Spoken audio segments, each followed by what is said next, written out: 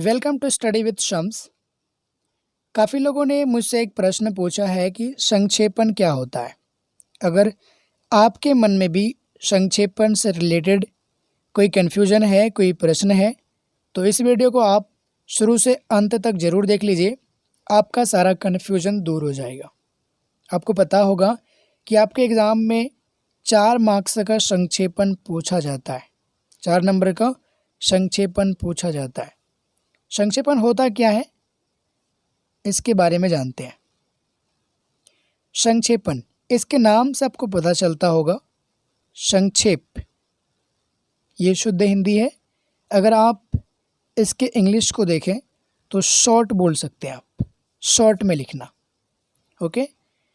संक्षेपण में आपको 2-3 विकल्प दिए जाते हैं। मतलब कोई टॉपिक दे दिया जाता है जिसमें कि 50 शब्द या 60 शब्द, 100 शब्द भी हो सकता है।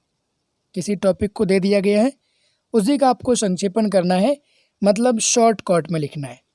शॉर्ट लिखने के लिए कुछ नियम है। वो नियम क्या है कि जो शब्द आपको दिया हुआ है, जो टॉपिक दिया हुआ है, उसमें जितने शब्द हैं उसका 1/3 शब्द में संक्षेपण कर देना है। नहीं समझ में आया? एक एग्जाम्पल से समझिए। मान लेते हैं कि आपको एक प्रश्न दिया गया कोई टॉपिक पर, जिसमें कि लगभग 60 शब्द हैं।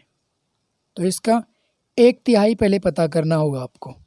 1/3 निकालने के लिए क्या करेंगे, 1/3 से गुना कर देंगे। 1/3 निकालेंगे आप तो कितना निकलेगा, 20 शब्द निकलेगा। मतलब ये हुआ कि वही जो टॉपिक है उसकी मेन बातों को 20 शब्द में ही लिख देना है, शॉर्ट करके। यहाँ पर 60 शब्द था, यहाँ पर 20 शब्द हो गया। लेकिन बात जो है, जो उस टॉपिक में कही गई है, जो मेन बात, वही इसमें भी शामिल होना चाहिए। भले ही आप शॉर्ट कर दिए हैं, लेकिन जो मेन मुद्दा है वो इसमें शामिल होना चाहिए। संक्षेपण लिखने के लिए सबसे पहले शीर्षक देना ज़रूरी है। जो बात उसमें लिखा गया है वो कौन से टॉपिक पर लिखा गया है, ये लिखना बहुत ज़रूरी होता है। ओके। और हाँ, एक बात आप यहाँ से ये भी समझ लीजिए, ये ज़रूरी नहीं है कि जो 1/3 शब्द है वही लिखना है, ये ज़रूरी नहीं है। देखिए, यहाँ पर 60 शब्द दिया गया था प्रश्न में, इसका 1/3 निकलता है 20 शब्द। ओके। ज़रूरी नहीं है कि हम 20 शब्द में ही लिखें। इससे 5 ज़्यादा भी हो सकता है, 5 शब्द या 6 शब्द, 7 शब्द, 10 शब्द ज़्यादा भी हो सकता है, और 5-6 शब्द कम भी हो सकता है। ओके। मतलब जो 1/3 शब्द निकालते हैं हम, उसमें 5-10 ज़्यादा भी हो सकता है, 5-6-8 कम भी हो सकता है। ये मैटर नहीं करता है। ओके। अब बात करते हैं कि आपके एग्ज़ाम में इतना टाइम नहीं होता है कि आप शब्द को गिनेंगे एक एक करके, तो कैसे लिखना होगा। इसको जानने के लिए हम एक प्रश्न पर गौर करते हैं। ये एक संक्षेपण का प्रश्न है, आप इसको ध्यान से देखिए। संक्षेपण करें, इस तरह का प्रश्न होगा आपके एग्ज़ाम में। ये टॉपिक दे दिया गया है, इसी का हमें संक्षेपण करना है। अब एक एक करके जो इसके हम शब्द को गिनेंगे तो मेरा काफ़ी टाइम वेस्ट हो जाएगा। तो इसको छोड़ने के लिए, इससे बचने के लिए हम क्या कर सकते हैं, इसे समझिए। सबसे पहले हम इसको पढ़ेंगे अच्छे ढंग से कि इसमें कौन सा टॉपिक दिया हुआ है। टॉपिक समझने के लिए पढ़ते हैं। छात्र जीवन के लिए परिश्रम एक ऐसा अमोघ मंत्र है जिसके महत्व को भुलाया नहीं जा सकता। परिश्रम ही वह सीढ़ी है जिस पर चढ़कर सफलता की सीढ़ियां पार की जा सकती हैं। हमारे देश की संस्कृति ये बताती है कि हम कभी भी आलस्य की गिरफ्त में नहीं पड़े। ओके। आलस्य मनुष्य का एकमात्र ऐसा शत्रु है जो हमें अवनति की ओर ले जाता है। यहाँ पर जो होगा, जो हमें अवनति की ओर ले जाता है। हम किसी भी क्षेत्र में रहें, किसी भी कार्य में संलग्न रहते हों, हमें सदैव परिश्रम के महत्व को समझना चाहिए। इसके लिए माता पिता, शिक्षक एवं समाज के प्रबुद्ध बुद्धिजीवी वर्ग को आगे आना होगा। इसमें कितने सारे शब्द हैं, एक एक करके आप गिनोगे तो काफ़ी टाइम वेस्ट हो जाएगा।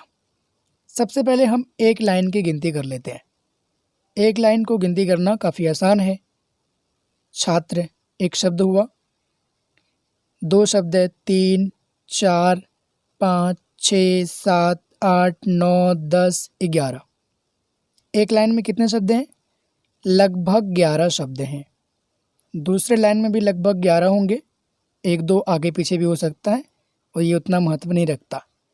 तो 11, 11 दूनी 22, 11 तिया 33, 44, 55, 66, 77, 88, 89, 90, 91, 92, 93, 94, 95।